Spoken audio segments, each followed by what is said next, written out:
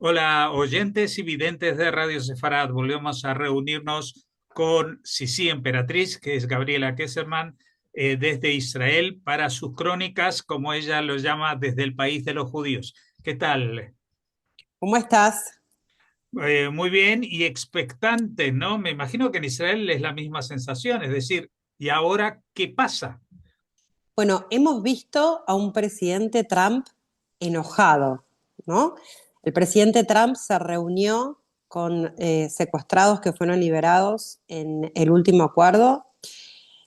Se reunió con Eli Sharabi, por ejemplo, que es un hombre que perdió el 40% de su peso corporal, que lo hicieron subir a un escenario para decir cuán feliz estaba porque se iba a reencontrar con su mujer y con sus hijas, no obstante lo cual los terroristas sabían que habían asesinado a su mujer y a sus hijas. Vimos un hombre que inmediatamente nos remitió a Auschwitz, era un hombre que había salido de los campos de concentración. El presidente Trump no solo había visto días antes el video de estos 40 y tantos de minutos mostrando la masacre del 7 de octubre, sino que además tuvo contacto directo con las personas liberadas que le contaron el espanto que atravesaron. Eli Sharabi dice, me golpearon tan fuerte que me quebraban las costillas y estuve un mes sin poder respirar.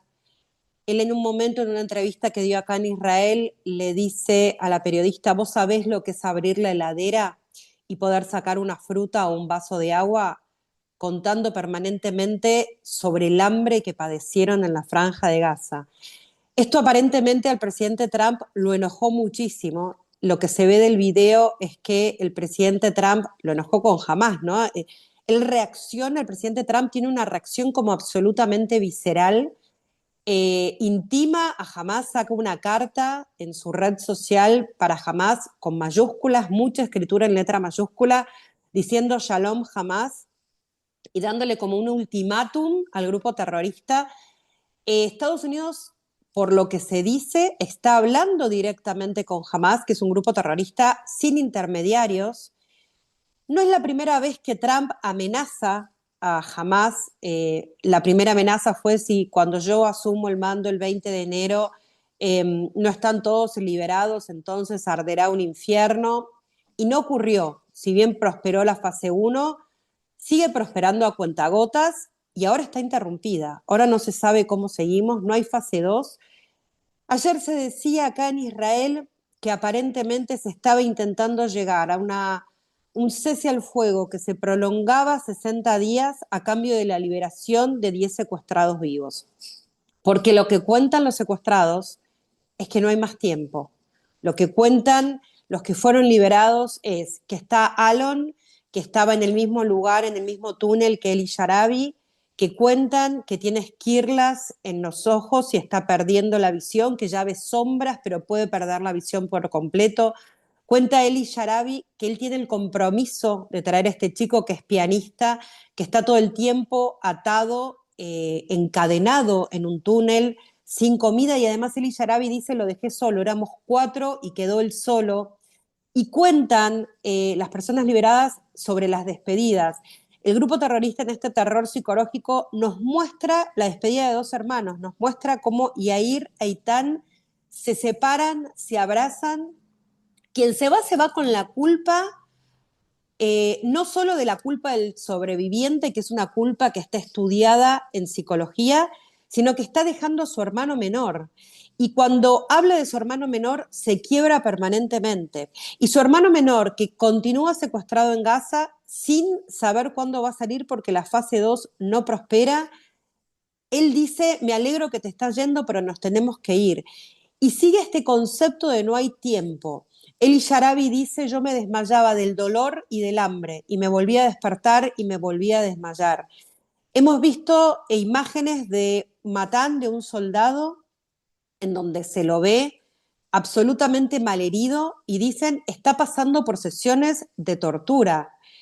Y nuevamente nos encontramos con un mundo que no reacciona, porque vuelvo a decir, ¿quién hubiese esperado que un grupo terrorista se comporte de una manera distinta a la que se está comportando? Absolutamente nadie.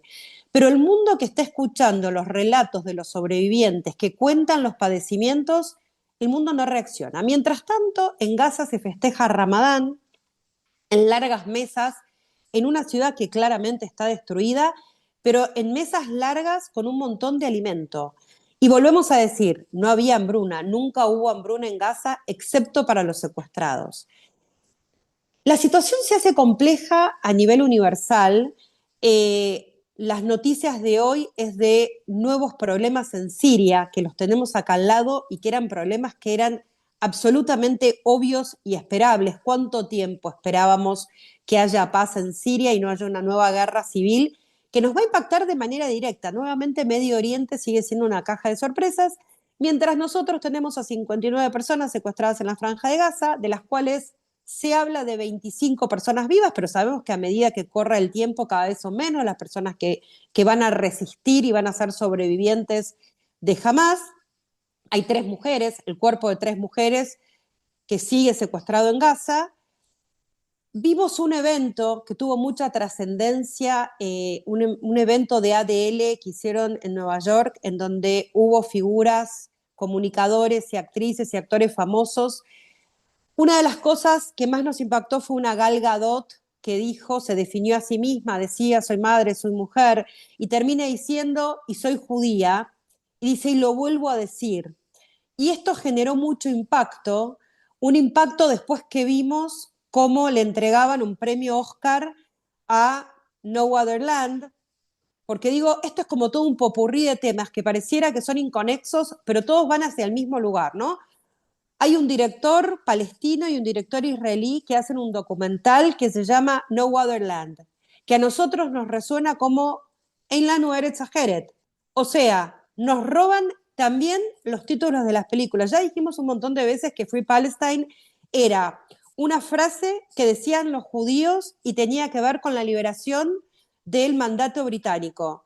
Y ellos se apropian del Free Palestine y se lo apropian y lo dicen y la gente no entiende de dónde viene. Bueno, ahora dicen no tenemos otra tierra y les dan un Oscar por un documental y resulta ser que las personas que están en el escenario, un palestino y un israelí, y cuánto nos duelen los traidores propios, hablan de un documental y entonces la gente que no entiende, y en parte no entiende por culpa nuestra, porque nosotros permitimos que se instale un relato que es falaz, pero lo hemos permitido a lo largo de los últimos años, se solidarizan con quien creen que son las víctimas y entonces les volvemos a mostrar las imágenes del 7 de octubre. Pero además se ha descubierto, ayer o antes de ayer, que este director que en teoría clamaba por la paz y por evitar la violencia viene, primero, de un barrio de donde salen violentos. Segundo, nunca se expidió en redes sociales en relación a la masacre del 7 de octubre. Y tercero, aparecen imágenes filmadas por los cascos de los soldados en donde este director que pide que no haya más violencia, es violento con los soldados y además ayer imágenes de Canal 12 de la televisión de Israel lo muestran diciendo vamos a quemar esto y ustedes digan que fueron los judíos, con lo cual lo que mínimo debería hacer Hollywood es sacarle el Oscar, que sabemos que no lo van a hacer, porque sabemos que a Hollywood, como a tantos otros, le gusta el judío muerto, le gusta el judío de la Shoah. Hollywood ha lucrado durante años y años con películas sobre el holocausto, porque el judío vivo es una molestia y el judío muerto genera, bueno, miren qué bueno que soy. Es como yo tengo un amigo judío, hablo del judío muerto. Bueno, ya está, ya entendí que hay 6 millones de judíos que asesinaron y ustedes dejaron que los asesinen. Ahora, hay judíos que todavía son asesinados y hay judíos que van a ser asesinados si el mundo no reacciona y no los saca de un túnel de Gaza en donde padecen hambre, padecen sed, son higienizados cada tanto, nunca los visitó la Cruz Rota. Digo, un montón de temas que pareciera que no tienen relación y que todos llevan al mismo punto. Mañana es 8 de marzo, se va a celebrar el Día de la Mujer. Yo vengo hablando hace mucho sobre el Día de la Mujer con distintos grupos de mujeres. 3 mujeres, el cuerpo de 3 mujeres continúan secuestrados en la Franja de Gaza y podemos hablar durante largas horas sobre cómo nos abandonó el feminismo, cómo nos sentimos solas después del 7 de octubre. Sin embargo, yo le he dado en mis últimos relatos un giro a esto. Nosotros podemos seguir lamentando a las personas que no nos acompañaron, pero sin embargo, a mí me parece que es un excelente momento para hablar de la mujer judía y de la mujer israelí. Gente que me hizo aprender muchísimo en el último tiempo, una sociedad de mujeres fuertes y resilientes, una sociedad en donde hay madres que mandan a sus hijos a la guerra, en donde hay madres que tuvieron que enterrar a sus hijos que habían ido al Festival Nova y siguen adelante.